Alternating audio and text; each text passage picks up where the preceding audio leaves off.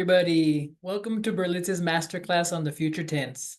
I will be your host for this session today. My name is Juan Malion. I've been teaching English for 9 years. I grew up in Newberg, Oregon in the United States, where I spent the first 20 years of my life. So I've been speaking the language since I was a little boy. I'm excited to have the opportunity tonight to help you understand the future tense in English a little better. So let's get started. In English, there are actually 3 structures that we can use to express something in the future: will, going to, and, believe it or not, the present continuous. Right about now, you might be wondering, Juan, what are the differences between the 3? When do I use each one? Don't worry about that. That's what I'm here to help you understand tonight. Let's break them down one at a time. The first tense we will examine is the simple future with will or won't.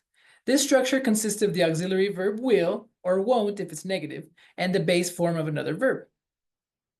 We can use this structure for predictions based on belief, or things that we think can happen in the future without any proof or evidence that it's possible. Let's look at the sentences as examples. I hope Fernando will be back soon. In reality, I don't know if Fernando will be back soon, but I hope he will be. I don't think it will rain tomorrow. Once again, I don't know if it will rain tomorrow, but I don't think it will.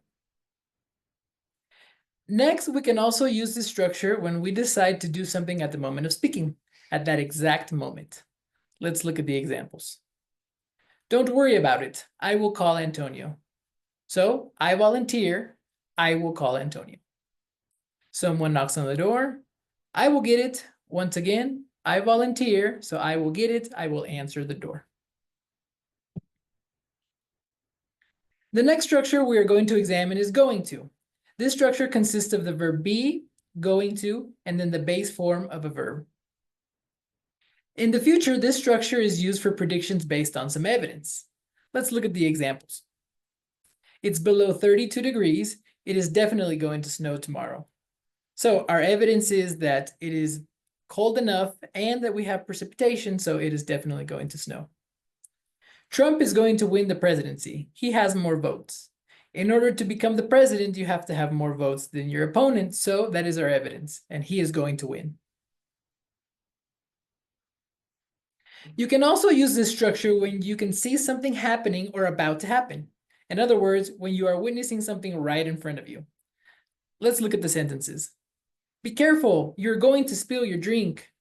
So we can see somebody has a lot of liquid in their cup, perhaps, or maybe they're not walking straight, so they're going to spill. They are angry. They're going to fight.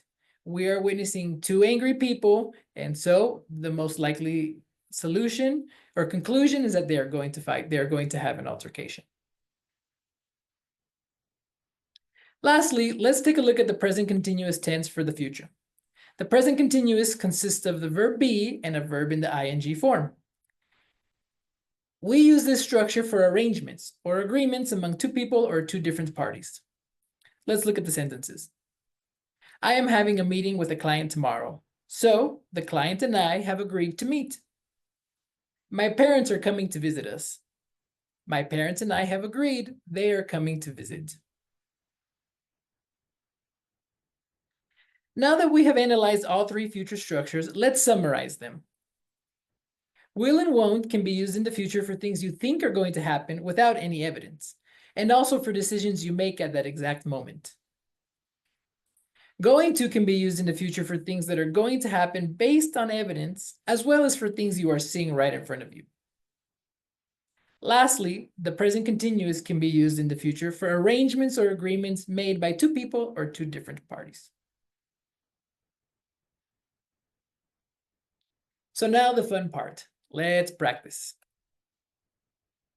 For this first activity, we're going to read the sentences on the left one at a time. Our task is to decide if the sentence is an arrangement, a prediction based on belief, or a prediction based on evidence. So let's analyze them. Sentence number 1. I'm not sure Paul will return. Okay, this person sounds unsure and uncertain. So what do you think? Exactly, it is a prediction based on belief. Very good. The next one. I know he is going to come. Ah, this person sounds more certain. So, what do you think? Right, it's a prediction based on evidence. My brother is visiting this week. Okay, that sounds like a plan to me. What do you think? Exactly. It is an arrangement. Very good. The next sentence, we will have a meeting today, right? Okay, I sense some uncertainty at the end of the question. What about you? Exactly. It's a prediction based on belief. The next one, the client and I are meeting for coffee. That sounds like another plan to me. Good. It is an arrangement. Excellent. The next sentence, do you think people will come? I think this person is asking because they are not really sure. What do you think? Exactly. It's a prediction based on belief. Very good.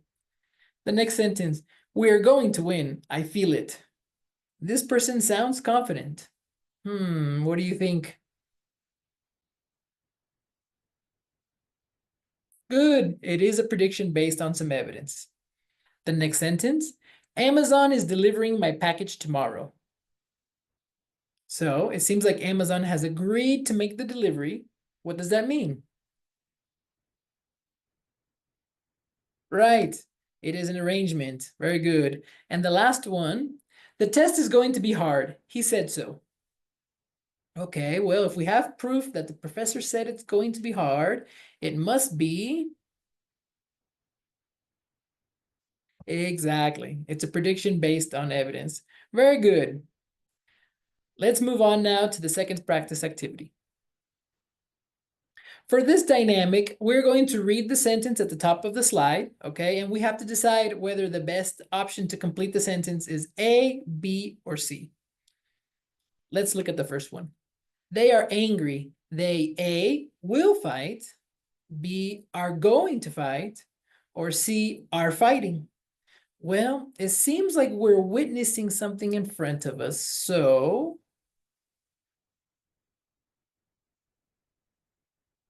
good, it is B, they are going to fight. Let's move on to the next one. John and I, A, will have a barbecue today, B, are going to have a barbecue today, or C, are having a barbecue today. Well, this seems like a plan John and I made, so what does that mean? Exactly. C, John and I are having a barbecue today. Very good. Let's go on to the next one. Lucy is here. I, A, will open the door for her. B, am going to open the door for her. Or C, am opening the door for her. Okay, well, it seems like we volunteered to do the action. So, exactly. A, I will open the door for her. Very good. Let's go on to the next one. Look, he A will slip on the wet floor, B is going to slip on the wet floor, or C is slipping on the wet floor. Well, once again, we are witnessing something in front of us. So what does that indicate?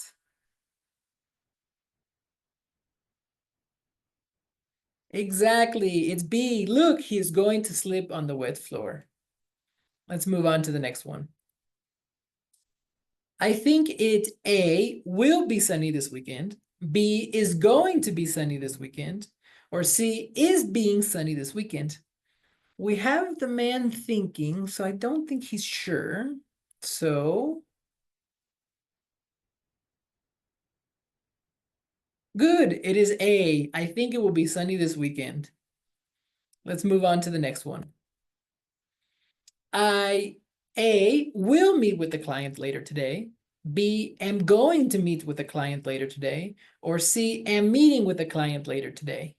Well, this sounds like a plan we made with the client. So what does that tell us? Exactly. It is C. I am meeting with a client later today. Very good. Okay, on to the third and last practice activity. For this dynamic, you're going to see a question appear on the screen.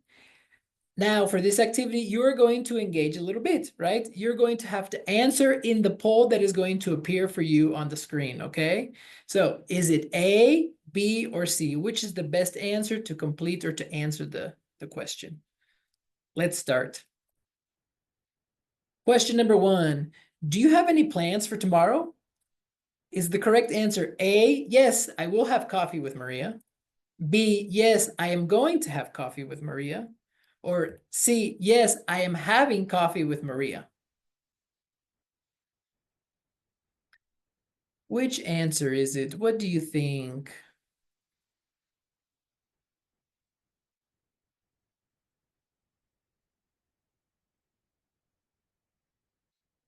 Very good. It is C. Yes, I am having coffee with Maria. Excellent, guys. Let's move on to question number 2. Are you certain the exam is tomorrow?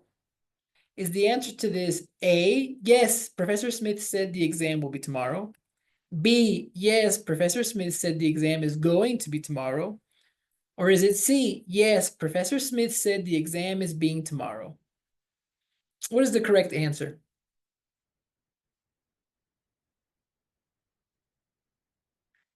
Okay, good. I see some people are answering B. Excellent. You're right. It is B. Yes, Professor Smith said the exam is going to be tomorrow. Very good, guys. Let's move on to question number 3.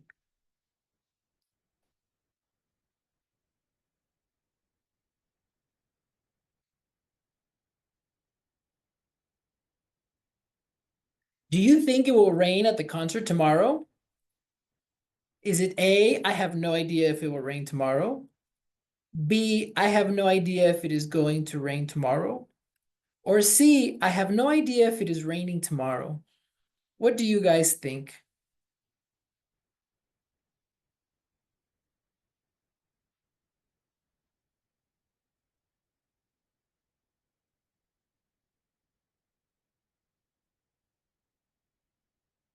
Good. If you said A, I have no idea it will rain tomorrow, that is correct. Excellent. Let's move on to the next one. Did Fred make his decision clear to you? Is the answer to this question A, yes, he will definitely break up with his girlfriend? B, yes, he is definitely going to break up with his girlfriend? Or C, yes, he is definitely breaking up with his girlfriend? Answer in the poll. What do you think?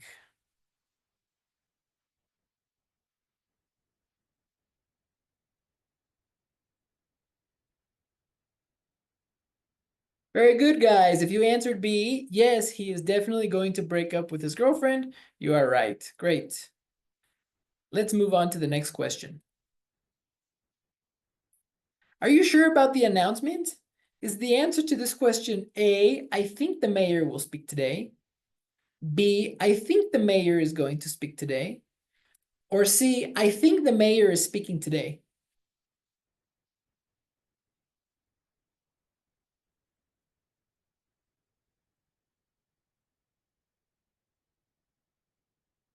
If you said A, I think the mayor will speak today, you are right. Very good. Now, on to the last one. What is on your schedule for tomorrow? Is the answer to this A, I will visit my parents this weekend? B, I am going to visit my parents this weekend? Or C, I am visiting my parents this weekend?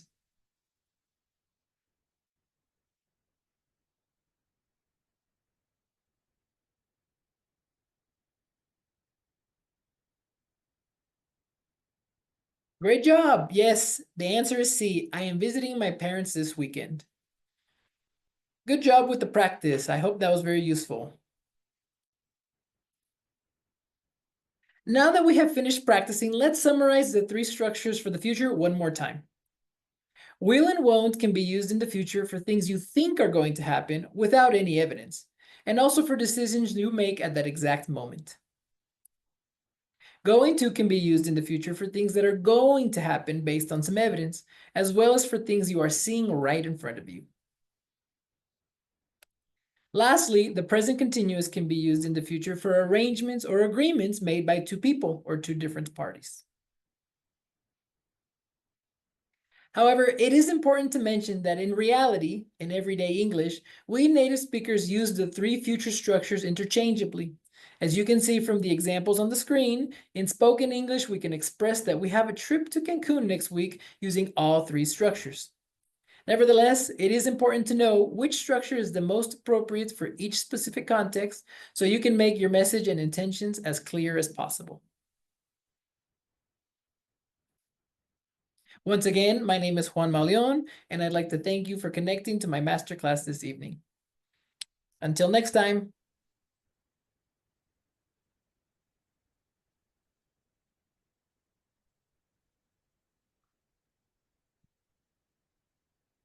Muchas gracias, Juan Manuel. Muchas gracias por la clase dinámica, sobre todo para seguir practicando la cuestión del inglés, ¿no? Que hoy en día, pues, es una herramienta muy poderosa que nos puede abrir varias puertas en el ámbito laboral o también para meta personal, para cuestiones de viajes, ¿no? Muchas gracias.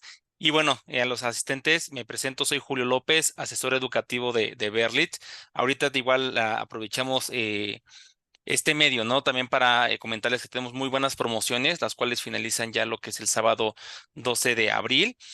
Ahorita les compartimos una pequeña encuesta para que, bueno, nos puedan apoyar con sus opiniones, ¿no? Con respecto qué les pareció la clase que impartió nuestro profesor Juan Manuel, cómo se desenvolvió en la clase y sobre todo si desean que los contactemos, ¿no? De todas maneras, igual, si quieren mayor información, como nos acaba de compartir el profesor Juan Manuel, tenemos lo que es nuestro correo electrónico de servicios@berlitz.com.mx y nuestro número telefónico 55 86 47 90 99. No sé si nos queda hacer una última aportación, Juan Manuel. Muchas gracias a todos por conectarse. Ojalá hayan disfrutado de la clase y los esperamos en sus clases en Berlitz pronto. Gracias, Igual Julio. muchas gracias, Juan Manuel. Igual les agradecemos su participación, que bueno, ya nos están preguntando por nuestras promociones, cómo las pueden aprovechar. Apóyennos con la encuesta, sobre todo para que, bueno, nos podamos poner en contacto con ustedes. Créanme que el método de Berlitz es muy bueno para que puedan aprender el idioma de una forma muy dinámica y poder hablarlo con fluidez. Pero bueno, de nuestra parte sería todo. Muchas gracias, Juan Manuel. Muchas gracias a todos y que tengan excelente noche.